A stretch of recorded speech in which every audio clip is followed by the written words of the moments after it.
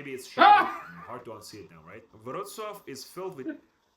I was actually expecting that. That actually caught me off guard. So we're going to be checking out all 16 Polish regions stereotype explained, and I just learned that they have 16 states in Poland. I learned something new today, guys. If you're new here, consider liking, subscribe to the channel, watch to the end, and let's get right into it, guys.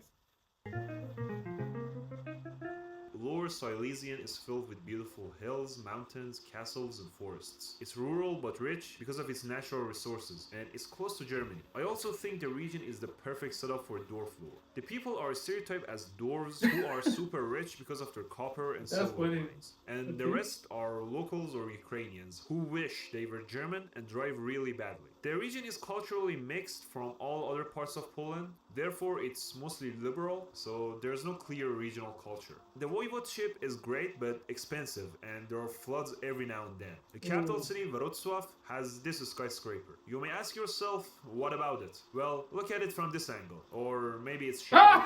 Hard to unsee it now, right? Wrocław is filled with... I was actually expecting that. That actually caught me off guard.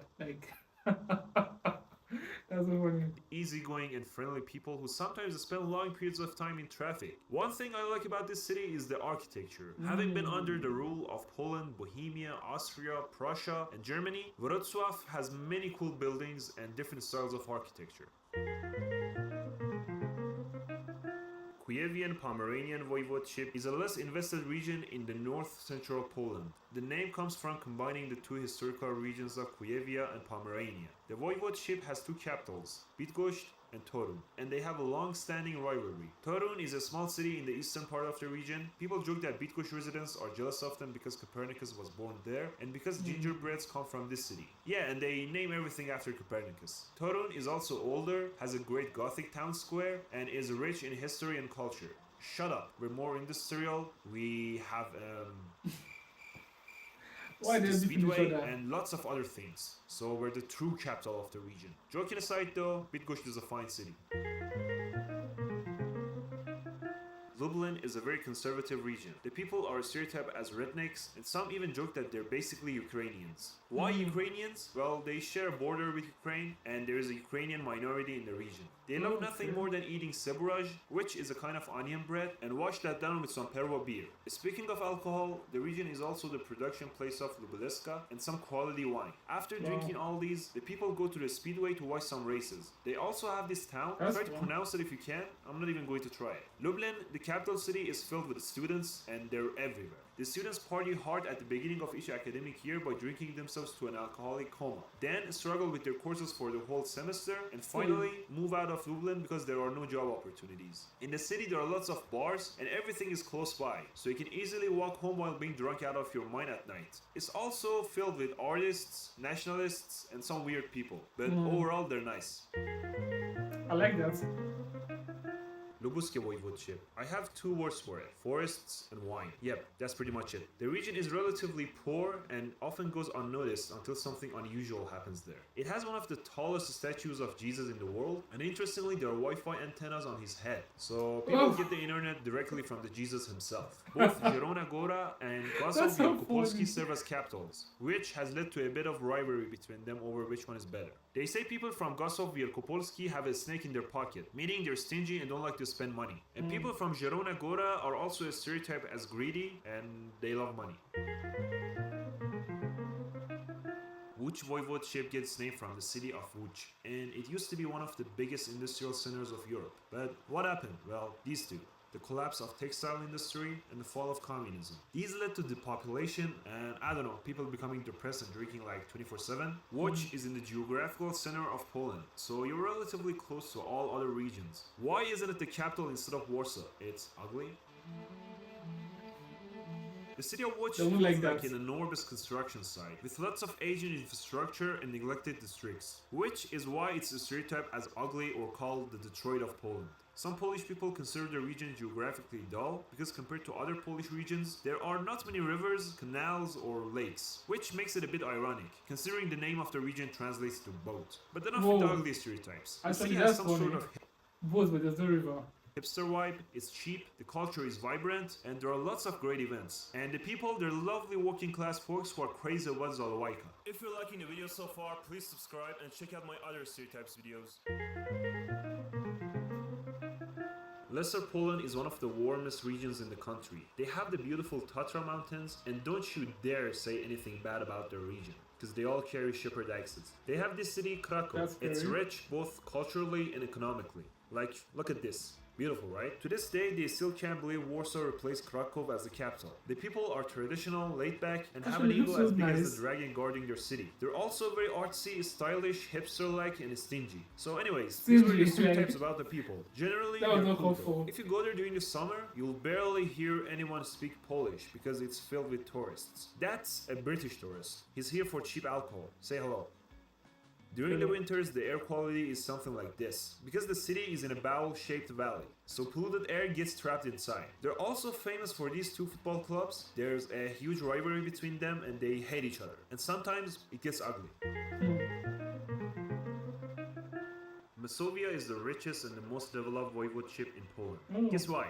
Warsaw. Its GDP is so high that it pulls up the numbers for the entire voivodeship. But outside Warsaw, the region is poor compared to the national average. I like to compare Masovia to Illinois. Both have a major economic hub with the most of the population concentrated in the capital city, while the rest of the region is flat and is filled with farms. Warsaw dominates everything: money, politics, statistics, and the city was built from scratch after World War II and rebuilt in a more American style model. The infrastructure is good, it's industrial, and the people are always in a hurry, talk really fast, and eat a lot of wuzetka. Fact, everyone's there for three things: money, money, money. People live in their own worlds and feel very detached from the rest of the country and the problems outside the capital. If the government sees a problem in another voivodeship, it's like, that's too bad. But when it happens to Warsaw,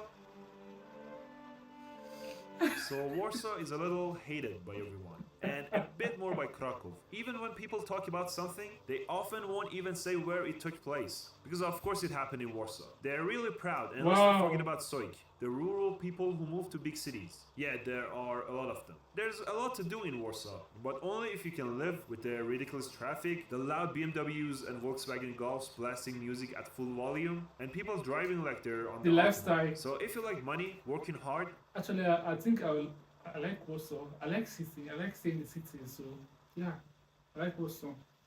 And a fast-paced life, this is your place. Nobody lives in Opolskie voivodeship, besides some Germans. They have one of the biggest German minorities in Poland and are often joked about as being Germans in disguise. The region has some quiet little rundown towns, and as for the capital city Opole, it's a cozy little decent place. The air might be polluted, but at least you won't be rethinking your life choices while stuck in traffic like many other cities. So yeah, instead, you can go for a swim in the lakes or visit Wyspa Bolko, which is a small green island within Opole's city limits. But hey, if you're a student and want to party till the dawn, you'll have to do it at home, because the streets there look like this after 10 p.m. Subcarpathian alongside Lublin and Lesser Poland makes up the Bible Belt of the country. This voivodeship was created in the late 90s for administrative reasons, and they're religious and conservative, and they also love the duck. This is the duck I'm talking about. It's the nickname for the chairman of PIS, Jarosław Kaczyński. They share a border with Ukraine, which has some similarities to the US-Mexico border, like lots of migrants and some other illegal activities. What else? They make some great mayonnaise, and you can always quit your job, head to Bieszczada mountains, drop out of the society, and live as a hermit for the rest of your days. As for the capital city, Rzeszów is a mid-sized city with a certain monument that looks like a, well, the region is a perfect mix of Western and Eastern Poland. It has Western prices and Eastern wages. The city is also full of wannabes from other provinces, all with backstories more tragic than Eren Yeager. Yeah, and they never stop talking about their hard-earned education. Eren Yeager, Attack on Titans. Podlaskie is the peak east. It's a stereotype as a wild, uncharted territory with no civilization in sight, inhabited by superstitious people. So you could say that they're old-fashioned, since they're far from the major cities, and a bit but you're close to Warsaw, so, like, I don't know, they should be like the next bubbly city, because they're closer to Warsaw. Eastern European influence. But hey, these are just stereotypes. Of course they don't all live in the Białowieża forest, and they definitely don't ride a European bison to work. They're also seen as mostly religious and poor. Interestingly, these two traits tend to overlap quite often in regions of different countries. They're also a stereotype as being all PIS supporters, but the capital city Białystok is actually quite progressive. So when you look at the voting maps, it almost looks like a donut. But overall, the majority of people are cool. Pomorski is a beautiful voivodeship with a Kuyavian minority. They have their own Polish, Slavic, Germanic sounding language, are conservative, and overall very lovely folks. There's also a place there literally named Hell, with one L. And they used to have a bus line numbered 666. The capital city, Gdańsk, has long been a multicultural That's demonic. city, and it's been shaped by the French, Scottish, Dutch, and German settlers. And also, it's a wet cold, so it'll get to your bones. If you go there, bring your windbreaks, go to the beach, and get some waffles. The people from there have a beef with the city of Gdynia. Yeah, they make fun of it by saying that it smells like herring, and that the best thing about Gdynia is that you can buy a ticket to Nie musisz być programistą, żeby pracować w branży AI. Za 5 lat twój zawód może nie istnieć, ale możesz sprawić, że to AI Gdańsk. Silesian voivodeship is famous for its coal mines. The region is heavily industrial and is filled with factories. The average person there is a coal miner who wishes he was born in Germany, misses the communist era, and makes fun of Sosnovit. I think the best example is the joke that you should get a passport to go to Sosnovit. Why is this video so because funny? It's not part of the country. Also, I gotta show you some pictures of Jasna Góra Monastery. It looks awesome. Their capital city, Katowice, is incredibly green, and it's like the Florida of Poland. Crazy things happen there, and you'll meet all sorts of people. They throw in lots of German words while speaking, and when it comes to their dialect, there are three groups. One, So, it's a What dialect. I've learned so far is that there's a lot of Germans in Poland, and some states have some foreign influence in it, which is cool though.